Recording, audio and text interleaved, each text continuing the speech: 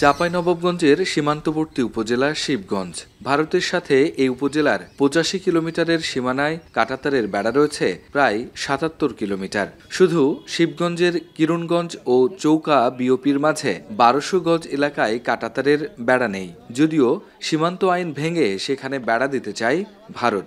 গেল ৮ জানুয়ারি বিজিবির প্রতিরোধে এ কাজে ব্যর্থ হয় ভারতের সীমান্ত বাহিনী।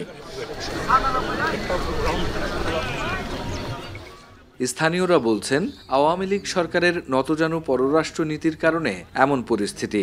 নিয়ম রক্ষা না করেই সীমান্তে মাটি ফেলে উঁচু মাটির প্রাচীর করেছে বিএসএফ, যেখানে কাঁটাতারের বেড়া দিতে চায় তারা, যা বাংলাদেশি কৃষকদের জন্য ঝুঁকিপূর্ণ।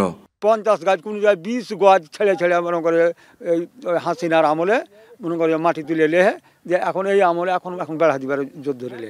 আমাদের এখানে একটা কৃষক যাবে, আমার কৃষককে একটা গলি করে দিলে মেরে দিল, দিলিয়ে চলে গেল তার বেড়ার গোড়ায়।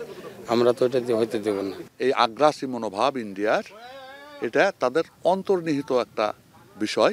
বর্তমানে জনগণ নিয়ে বিজেপি এবং জনপ্রতিনিধি একসঙ্গে যদি জনগণের মাঝে বারবার মিটিংয়ে সভা সমিতি করে মানুষকে সচেতন করে, তাহলে এই পরিস্থিতি হয়তো বা সৃষ্টি হবে না। বিজিবি অধিনায়ক বলছে, সীমান্তে চলাচলে সচেতনতা বাড়াতে মাইকিং ও সমাবেশে সকলকে সচেতন করা হচ্ছে। তবে অস্থিরতা রুখতে সম্মিলিতভাবে শৃঙ্খলার পরিবেশ গড়ে তোলা প্রয়োজন।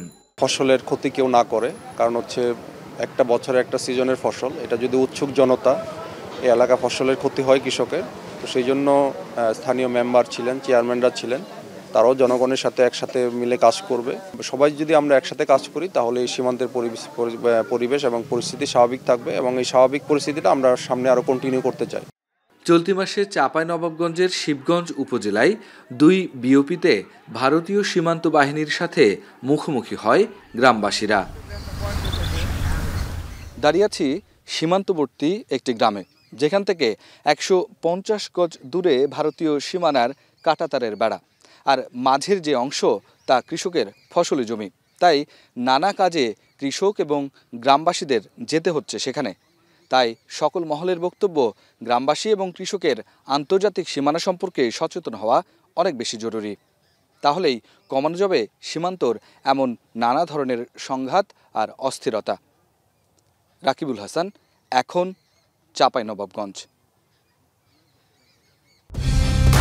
কালার এক্সপার্ট, জর্জ স্যাপ এবং মাইল্ড অন হ্যান্ডস টেকনোলজি সমৃদ্ধ অরিক্স ক্রিস্টাল ওয়াশ, আপনার লন্ড্রি এক্সপার্ট।